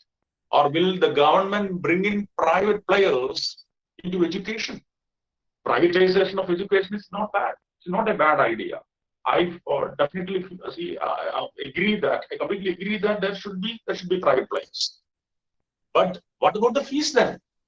Will that be affordable to people? If the fees is not affordable, then what is the kind of gross enrollment ratio increase that you are boasting about? See, we have a university like JNU, Jawaharlal Nehru University, which the students can even see a student coming from the poorest background can join JNU because the fees is nothing. Maybe 100 rupees or 200 rupees or 300 rupees per semester. And the hostel fees is also insignificant. Anybody can join a great place like JNU. But when this government introduced a new program in JNU called MBA, see, the fees was 12 lakh rupees. Okay. So I don't know whether these changes are going to help the poor. Whether this will really increase the gross enrollment ratio, I don't know. It has to increase 3.5 crore seats in the higher education system. If it is private education, something like bringing unaided colleges, self-financing colleges, what about the quality of teachers then? How to attract the faculty, good faculty? You have to give good payment. If the good payment should be done, then the college has to charge heavy fees from the students. Then how the students can be brought to the education system? That will not be that cannot be made possible. That is another issue. Higher education curriculum will have a flexibility of subjects. That's a good idea. Not a new idea exactly. Because there are many universities which do have the flexibility of paper subjects. If you look at IIS, Indian Institute of Science, any student joining their bachelor's in science program, integrate a 4-year program, bachelor's in science, they have, the student may be intending to have a major in mathematics or physics or chemistry or biology or environmental science, whatever be the subject, the student is supposed to take courses on all the areas of science and a little bit of engineering, psychology, and economics like that, anthropology like that. There will be common papers, common to all. Even a mathematics student has to study biology in IISc. Okay, so this flexibility is available in many institutions that can be easily brought to other places also. Look at universities like Asim Premji or Ashoka or Kriya, which are flexible in nature. We do have liberal programs. There is a university in Coimbatore called Kumaraguru College of Liberal Arts, which have this flexibility. So this flexibility is nothing new. Okay. Yeah, if this is implemented, that is fine. It can be given to added to the syllabuses, and the students would definitely enjoy that. If that is properly implemented, that is definitely going to be a merit, no doubt. Multiple entry and a multiple exit. It's an entry-exit. Okay, entry-exit scheme. Okay, do we have entry-exit scheme now? We do have. Can a BSc physics student, as he exit after 1 year and come back after 5 years in the current scenario? It's possible. It's possible. So is it something new? I don't think so. I don't think so. So, but another problem is if this becomes a norm, if the government of if the universities gives publicity for this, there will be too many dropouts. Too many dropouts. People may think, students may think, yeah, I have completed 1 year, I'll come back after 2 years. Because it doesn't look like something good. Okay, so let me wait for another 2 years. I will do something else and come back. He may or may not come back. So will that help the gross enrollment ratio? One issue. Another issue, the colleges, how to cope up with the scenario. A student coming back to the system maybe after 5 years or 6 years. He might have done the first year. That is true. The first year he has done. But he is coming back after 5 years. So he might have forgotten everything. So there is no meaning in making it a norm. We do have a rule to allow the people to come back. But this multiple entry exit, I don't think that there is not much to rejoice about. Academic bank of credits, that is something good. Credit transfer, something good. National Research Foundation, we do have facilities for this. The name has been changed. Okay, nothing new. And they speak about single regulator. I will come back to that. Single regulator. That is also funny. We'll discuss that later. And it says that the affiliation system will be phased out. There will not be any affiliated colleges. Is affiliation a sin? I don't know. We do have so many affiliated colleges. Is affiliation a sin? Affiliation is not the problem. The problem is the big size of our universities. The big size of the universities. The universities are something like elephants which cannot dance. So the role of our universities has been reduced to conduct the exam and dish out the degrees. That's a problem that we have. So we have to reduce the size of the universities rather than eliminating the affiliation system. We cannot make each and every college autonomous. That is not possible. And that is not needed also. There should be some autonomous colleges. Colleges with the 10% colleges may be given autonomy, 10 or 20% of the colleges. You know, there is something called National Higher Education Ranking, NIRF, National Institutional Ranking Framework. Look at the top 100 colleges. You'll be surprised. 30 belongs to Tamil Nadu, 30 belongs to Delhi, and 20 belongs to Kerala. Out of the top 100 colleges, 80 belong to 3 states, Delhi, Tamil Nadu, and Kerala.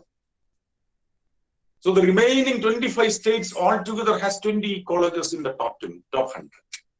That is the scenario of Indian education system. And look at Tamil Nadu and Kerala and read the names of the colleges which are autonomous. Because I have been to many of these colleges. I doubt whether all these colleges can be given autonomy. And Tamil Nadu is a state with the maximum number of autonomous colleges. And 75% of those colleges do not deserve autonomy. Yeah, there are colleges in Kerala also which do not deserve autonomy. So we are trying to make all these colleges autonomous in the next 15 years. Autonomy means that the colleges should be full-fledged.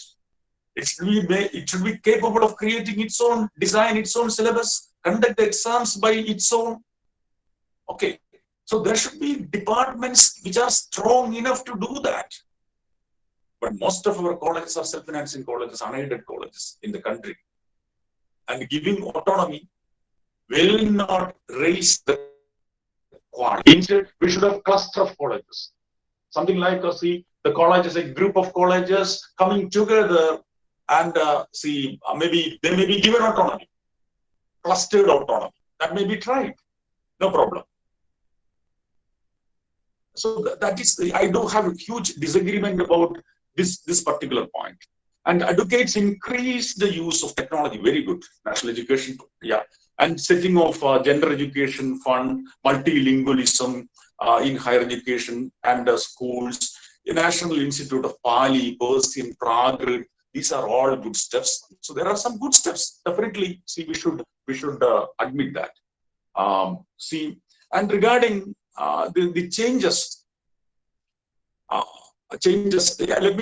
me stick to a few. Let me read a few points only, a very few points.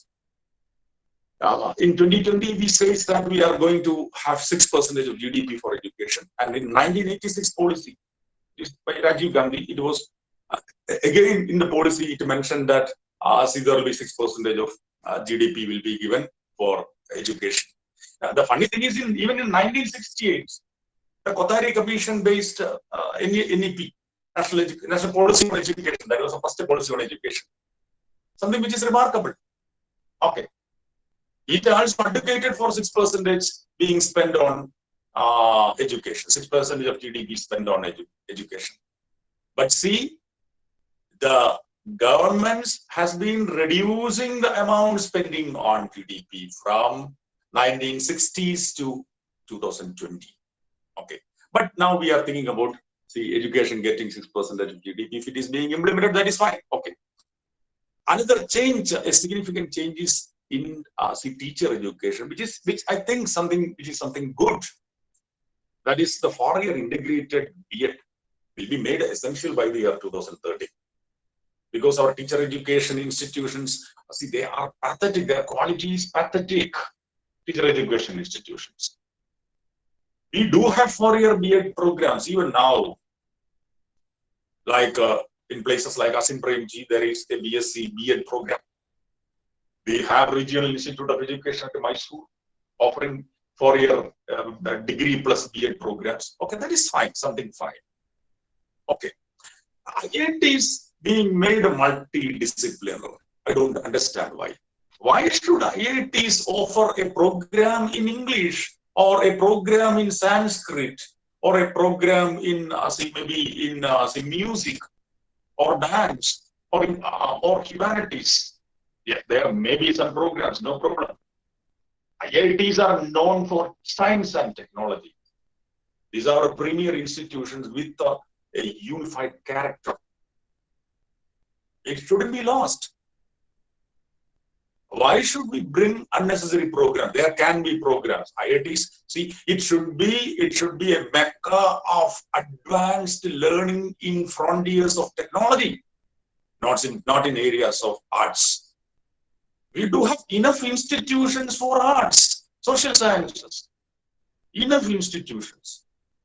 So let us focus on those institutions. We have universities like Calicut University, Kerala University, MD University here. But then we focus on them and make their programs most modern, relevant, contemporary?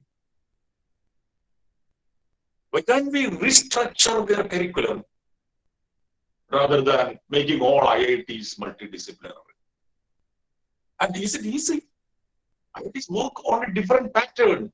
Huge funds are required, even for introducing a program in arts or humanity, because they cannot dilute their standard.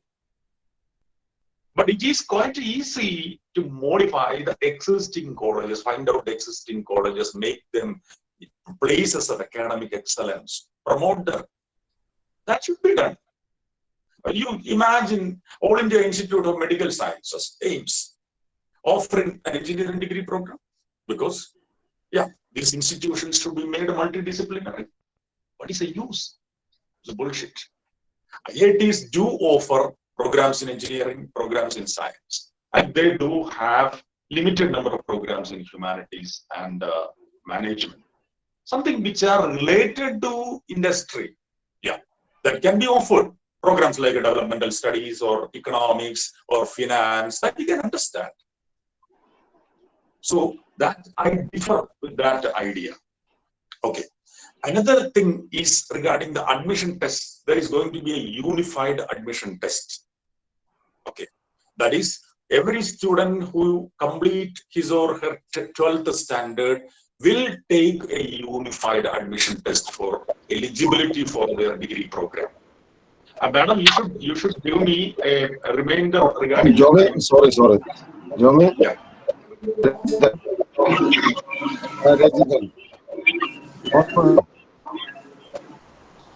See, I can wind up in another 2-3 minutes. Pardon me? I want to say how to. Oh, that's all. Pardon me? I didn't hear it properly. So you can continue, sir. You can continue. I can continue. I will take another 5 minutes, I think. Okay. Yeah. I do have a presentation, but I was trying to use it, but the problem, there is some problem with my computer. So, but the presentation is just 1/3. Okay. Anyway, I will try to wind up in five minutes. Okay. Actually, the single entrance test for the whole country is a bad idea. I'll explain. Can you admit students by the same IIT joint entrance exam for your engineering program in Ahalia? Not possible. Because IITs are looking for another kind of students. A college like Ahalia or maybe Sakridaya or Jyoti Engineering College could be looking for another kind of students. There is big level difference. So the entrance exams will be different. And the universities, institutions will have their culture. JNU has a culture. So JNU will be having a different kind of an entrance exam. So with the same entrance exam, you cannot ask the TIS, Tata Institute of Social Sciences, to admit students. That is funny and irrelevant. So we may think that, yeah, the old students will be given an advantage of taking a single exam and joining any institute. But that will prevent the academic autonomy. That is another issue. Trying to bring 100 foreign universities into India is a good idea. And there was an attempt at the time of Manmohan Singh in 2004, I think. The top 20 universities were invited, but none was ready to come, except one university, but there was technical issues also. Not universities wanted to come. Yeah. But it's not easy. Can Cambridge or Harvard come? Jomy resident. Formula.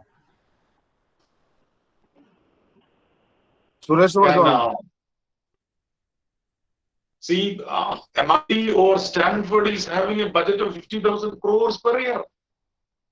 So what about a campus? Suppose they are having a campus here. It's not easy. But if you look at the number of students, something around 7 lakh Indian students in the foreign countries, and the kind of amount that they spend in foreign countries, The government can definitely start more higher educational institutions at the levels of Oxford or Cambridge or MIT or Stanford or Caltech like that. We can. There is a small country called Singapore. It's actually 1/5 or 1/6 of Trichur district. Okay. Area-wise, it's 1/5 of Trishur, my own district. But there are universities, Nanyang Technological University and National University Singapore, which are listed in the top 20 in the Times Higher Education ranking and the QS ranking. 2 universities from a small country like Singapore in the top 20. We should have a mission to have our own universities or mission to convert our own institutions to the top 100 or top 200 list of the world's best universities, rather than asking foreign universities to come, which will not be an easy task. If they come, yeah, I do appreciate that, but it is not going to be an easy thing. Now, how to achieve the expectations is going to be a big problem, as I told you. How to bring the dropped out students? Where are the funds? How to bring the 21st century skills we have been talking about, introducing Sanskrit. And speaking about teaching them Panchadharma, Jataka tales, and you are not allowing the students to learn English.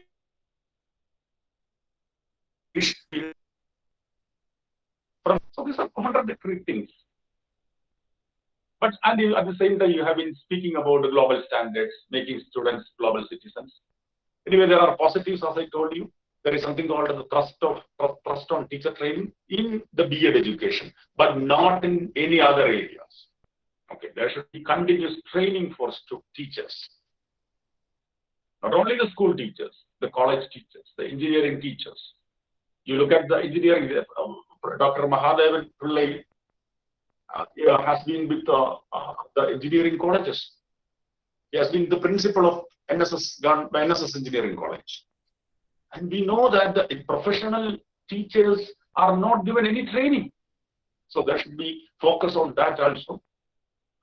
But the NCIB, National Committee for the Integration of Vocational Education, is a new idea. That is good. And there is something called open learning, something new. We have open learning system for Standard 10 and Standard 12, something called NIOS, National Institute of Open Schooling, which was part of 1986 policy. But now, this policy adds open learning for classes 3, classes 5, and class 8. That is good. So these are some positives. Academic bank of credits that we set. Choices in higher classes, that is also good. And there are board exams which are conducted twice in a year in the 10th standard and 12th standard. That is also good. And multidisciplinary approach in higher learning is also good. But there are criticisms because this document is filled with jargons. You look at one statement. Classroom sessions will have more fun, creative, collaborative, and exploratory activities for students for deeper and experiential learning. How? And for this training and retraining of teachers on a massive scale is required. But does it happen?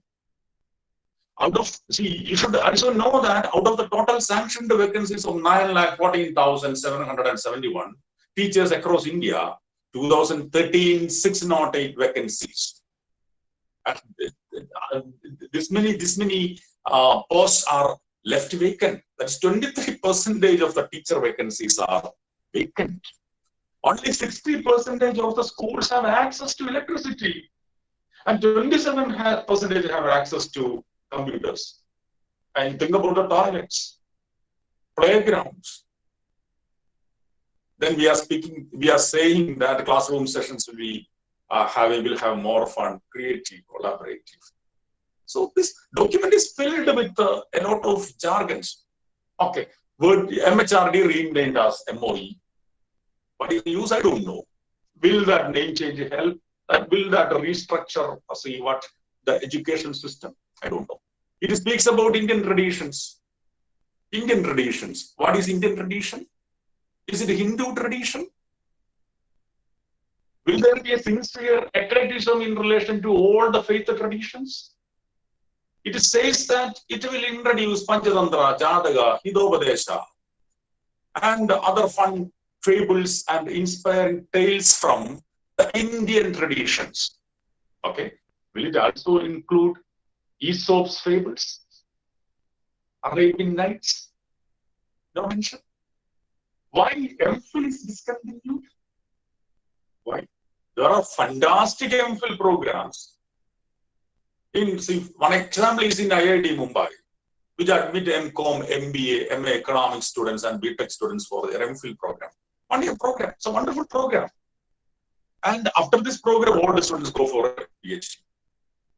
So whether the student has a real taste, aptitude for PhD can be determined with an MPhil program. We do have substandard MPhil program that can be avoided. But what about the programs being conducted in JNU or IIT or Sri Chitra? They are wonderful programs. So this system, they say that in US there is no MPhil. Then what about Oxford and Cambridge offering MPhil programs? Are they fools? Another thing, so that the degree programs will be made 4 years. Why should all the students study 4 years? Another issue. There should be students who are very serious. There will be students who are not very serious. They are looking for just a degree. They can go for a 3-year degree program. And for those people who are interested in research or higher studies, they may be allowed to go for a 4-year degree. And focus, if we are speaking about quality, yeah. I think Raikar sir wants to speak. Interrupt, sir. Yeah. Please tell me. No, Raikar sir, your mic was on, so I thought maybe you want to add any points. So that's why. Okay. So I will wind up in 2 minutes, such that we will be open to the question session. Okay. So there are questions and concerns. Is affiliation a sin? This I asked you. Can we think about a cluster of colleges? That is a suggestion, not a question. That's a suggestion, because we do have some academic people here. Why can we offer occasional training to all the students, not from the 6th standards, but from 8th, 9th standard onwards? Another issue. Why can we think about the cluster of colleges I told you? Another criticism was this MEP didn't respect the federal structure. There was no state representative in the committee. Okay, that is a criticism. It didn't consider the varieties. Okay, it nullifies the good of the systems. Okay, that is another issue. I have given enough examples. What will happen to our Anganwadis? That is going to be another concern. And we have been talking about a single regulator. There will not be any AICT, any Bar Council of India, Medical Council of India. We should know that these are specialized bodies. Okay. So instead of controlling them and checking them and modifying them, we are thinking about making them together, a single regulator. At the same time, this policy also speaks about Higher Education Commission, National Education Foundation, National Educational Technology Forum, Mentoring Mission. There is a Bharat, National Assessment Center, National Professional Standards for Teachers, State Schools Authority, RSA, and say that there is only one regulator. Something contradictory. And another thing is, we speak about many languages. Many languages will be introduced. Okay, like Tamil, Telugu, Kannada, Odia, Pali, Prakrit, Persian. Good. Definitely good. There is no mention about Arabic. There is no mention about Arabic. There is no mention about Mandarin. You should know that these are the two languages spoken by a huge percentage of people across the globe. So won't these kind of narrow views hamper out our job prospects?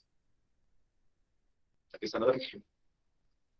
So there are many points which are to be criticized.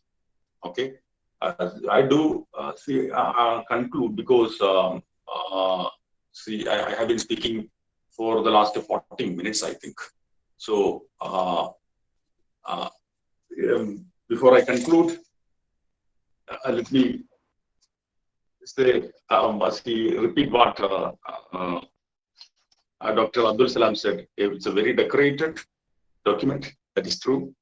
There are philosophies, thoughts, but there are confusion, and definitely there are contradiction, no doubt. It just seems that there are areas which are white. There are areas which are gray or even completely dark. Agree that changes are needed. I also agree that NEP has some good objectives, but not all objectives are good. The policies can be discussed among the stakeholders, even though it has been passed in the parliament. When was it passed? That is another question. Yeah. It can be discussed among the stakeholders. Criticisms and the suggestions can be taken. And the government needs to invest in education. Privatization will not be a solution for a country like India. It has to focus on quality of delivery and infrastructure building. The teachers are to be trained continuously. Centers should also seek cooperation from states. A one-sided approach will not help.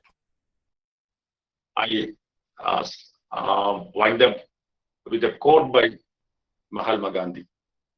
Persistent questioning and healthy inquisitiveness are the first requisite for acquiring learning of any kind. Thank you for listening. Thank you, sir. Thank you for that elaborate explanation of your thoughts and ideas. Yes, of course, everybody will have their own views. And we should all, as India being a secular country, we have to respect everybody's view and then move forward and see what is good for us. Now, I invite Mahadevan, sir, to just give his ideas on that, because initially he never spoke much about the national education policy.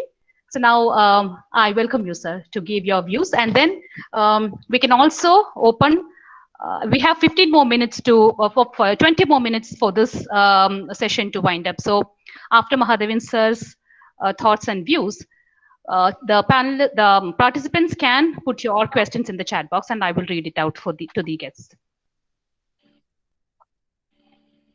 Thank you, Bindu.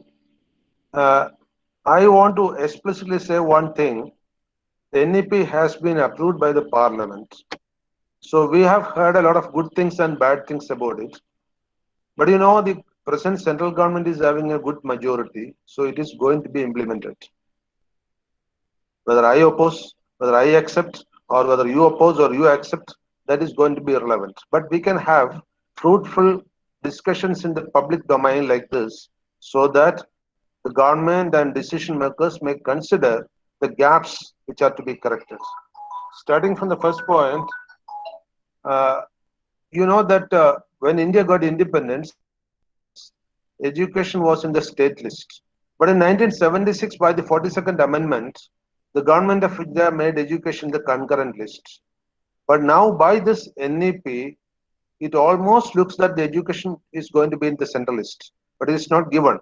There is nothing to surprise if by a new amendment of the constitution, education is going to be in the central list. It is possible because now NEP is almost national oriented, because the freedom given to the states is almost vanishing. That is the first point to remember. And it will remain so till this government is ruling, because this is a government's decision. With a vast majority, this bill has been accepted. That is the first thing. So as of now, it seems, or at least it looks like that education is going to be taken away from the states list and may rest with the center. Maybe an amendment also may come. First thing. Second thing is, so far in this country, the nursery education, the pre-schooling was not compulsory. It was optional. If we wanted, we could go for it. I never had a pre-schooling. I started my studies from the first standard. Before that, some local teachers used to give some, lightweight training on alphabets and all.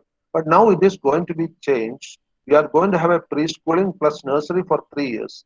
Then first and second standard, all these 5 years together is foundation. Then another 3 years. Then another 3 years at the primary level. That means 5 plus 3 plus 3 plus another 4 years at the secondary level. That is 9, 10, 11 and 12. So it is going to be 15 years class till a candidate comes out of the 12th standard. It is going to happen because it's in the NEP. Whether we question the NEP or accept the NEP, that's a different matter, I told. I'm just saying what is going to happen in the next 3-4 years. This is going to happen. So imminently I see a lot of preschooling centers coming up in the country. And so far, we were having so many admission formalities in the first standard, and government orders were there for nursery selection. There should not be any written test, there should not be interview, etc. But it may also come soon. There will come preschooling admission. Maybe the interview will be for the parents, quite possible. That is going to come, thousands of preschools will come up in the country immediately. Because, NEP envisages it. That is the first thing. These are all things which are going to happen. I'm not saying right now whether it is good or bad. Then another thing is, right from the standard of 9th, skilling is going to take place. You know that skilling is something which was not that relevant in India. In India, we used to have knowledge-based education, whereas in the West, especially in the Europe and UK, in the Europe and USA, we used to have skill-based education. That is why the world concept of skill-based education has come, and the skill qualification has been, branded into 10 skill levels. Now India has also adopted this. National Skill Corporation has adopted that system by which we are also having a 10 scale skill qualification, NSQF, National Skill Qualification Framework. For example, a 3 years degree comes to a skill 7, a 4 years degree comes to a skill 8 level, like that. So that is going to happen in India also, and all the degrees and postgraduate and doctoral degrees in India are going to be now in skill scale, whether it is skill 6 or skill 7 or skill level 8, like that it is going to be. That is the one thing. Then another thing which is going to happen now is that in the college level, a lot of change is going to happen, because taking a degree is going to be a free system. For example, 1 year a student is going to study a degree in arts. Next year he can change out to a science degree, and maybe third year he can change out to an engineering degree. Maybe in the fourth year he can change out to a medical degree and continue like that. That freedom is going to happen. How it is going to happen is, whatever credits have been acquired in 1 year of study or second year of study will be transferable. So this credit transfer system is going to happen. So a student who started his studies in an arts degree can end up his studies in a medical degree or in a law degree. It is up to them. So this transfer, this changeover from one degree to another is going to be very quick, and it is going to happen. Of course, it may take 3-4 years. And another thing is, everything except medical and law, that will be kept apart. Everything except that, it will come under what is called the National Higher Education Commission, NHEC or HEC. So the National Higher Education Commission is going to be the only player. The UGC, AICT, NCT, COA, all these things will be scrapped. Only the National Medical Commission. We had the Medical Council of India, MCI, that has been now renamed as NMC, and the Bar Council. These two will exist. The NMC and the Bar Council exist. All other central agencies are going to be merged with the National Higher Education Commission. That is another change which is going to happen within 1 year. The government of India has released that it is going to happen immediately. Another change which is going to happen is, institutions are going to be standalone, autonomous, either as a single institution or as a conglomerate of institutions. So this university affiliation, as I have told, today I was going through the NAC letter which came to me. NAC is saying that more than 800 universities are there. What is going to be its fate?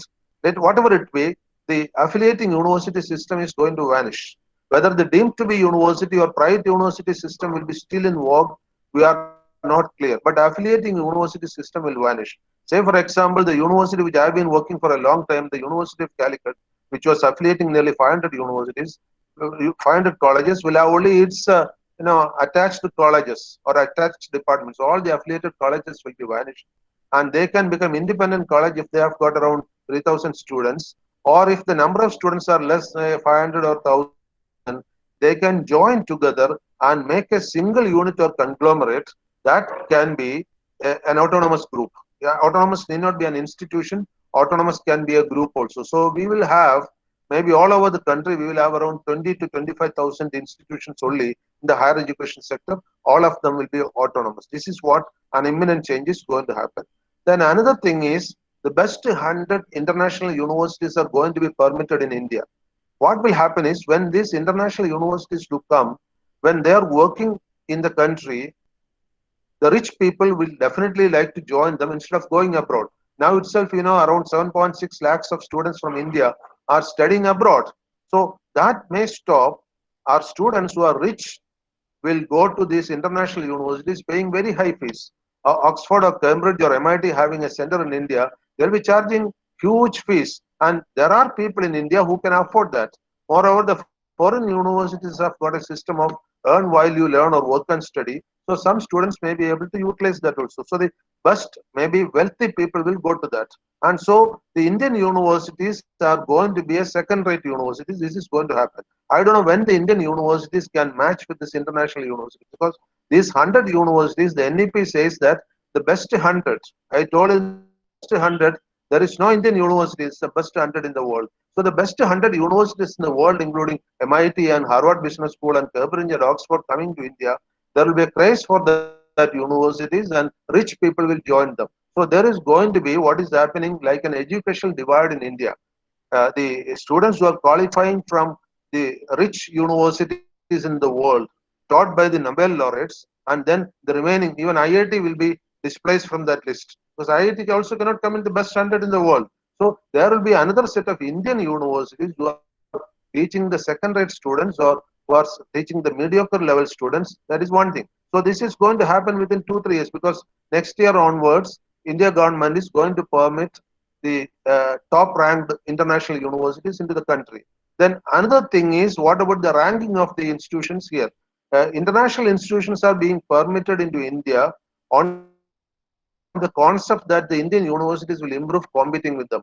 I don't know whether there will be just like Muhammad Ali and a local Indian boxer fighting each other. It may happen. I don't know what is going to be the net result, but either it can be that the Indian universities will come up to the international standard, or it can be that the Indian universities will go down in competition with the world leaders. So any of these two things can happen. Another thing is at the school education level, the B.Ed is going to be combined with a degree. So instead of having BA B.Ed or BSc B.Ed, there will be teachers hereafter who will have only B.Ed. And the present system of a degree with B.Ed or M.Ed is going to stop. B.Ed is going to be a 4-year degree. That is another thing. Next most dangerous thing is that the new education policy would like to give freedom of credit transfer even to open universities. For example, if somebody is crediting some 20 courses out of Harvard Business School, if he is studying only 5 purposes here in Ahalia School of Management, we will be bound to give him a degree from here, because the government will permit the credit transfer from any recognized university to an Indian university. So without coming to the college and attending classes, a particular candidate may be permitted to avail a degree. So this is going to be a bit dangerous. And moreover, is there a limit for such courses? That is to be thought of. Now I heard that in the government of India level, the discussion is going that up to 50% courses can be permitted on the credit transfer system. So in engineering course in our Kerala, there are 50 plus courses. So 25 courses the candidate can do from some reputed world universities, maybe by online, and by doing the remaining course here, he can get a degree, and maybe sandwich degrees may come, joint degrees may come, international degrees being offered by the Indian institutions may come. All these are possibilities. Next thing is, what will happen to the fate of the teachers? That is another thing. The fate of the teachers will be really in peril, because when such competitive universities are coming, the rush will be for joining those universities. For example, last academic year, IIT Chennai opened up BSc Mathematics online. IIT didn't have a need to open up, but now all IITs are working on own fund generation. Government is giving them only loans, not grants. So they opened up BSc Mathematics, and I am told that more than a lakh students have joined that. What is going to be the fate? IIT is not asking the students to come over to them. IIT is offering the classes online.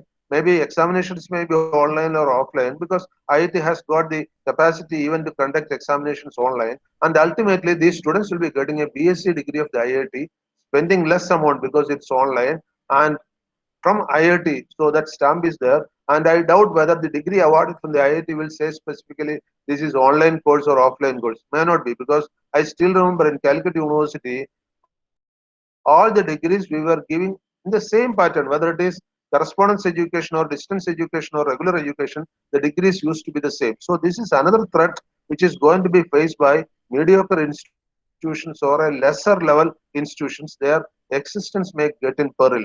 And another thing is that at MPhil level, there is not going to be a course. After post graduation, there is only going to be PhD level, either PhD or DPhil or DM, no MPhil.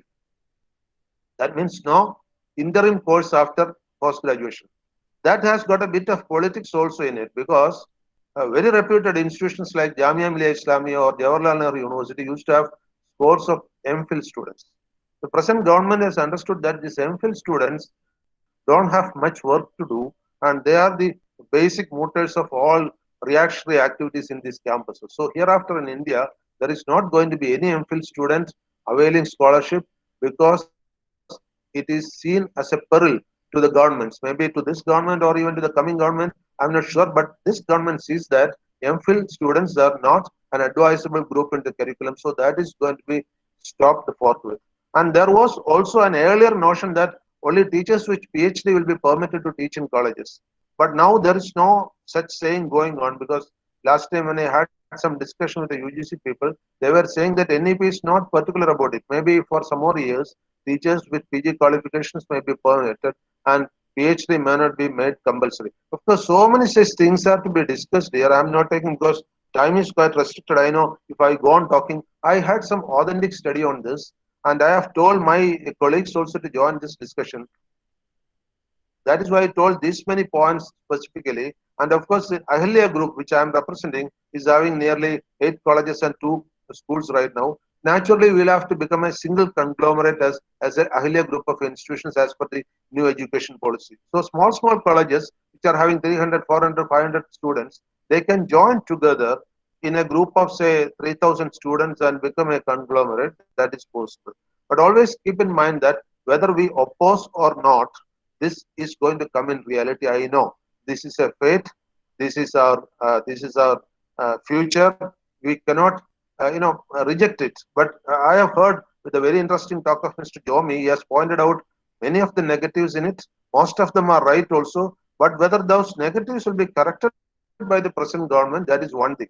Second thing is, even if this policy is being implemented, maybe when the governments do change, they do have a provision to change.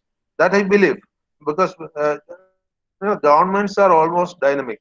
In 1986, that government was by Rajiv Gandhi when the national policy of education was implemented. Later, Vajpayee government has come. Now the Modi government has come. I didn't see much change being implemented there, except certain changes. And of course, a nationalization agenda is there in this education policy, that is understood.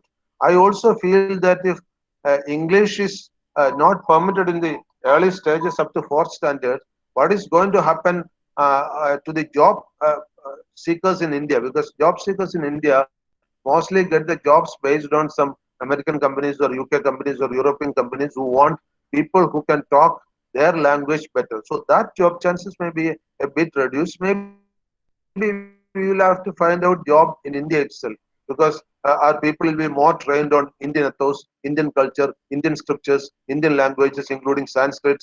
That has got one good side and one bad side. And then the Indian concept of knowledge is going to change.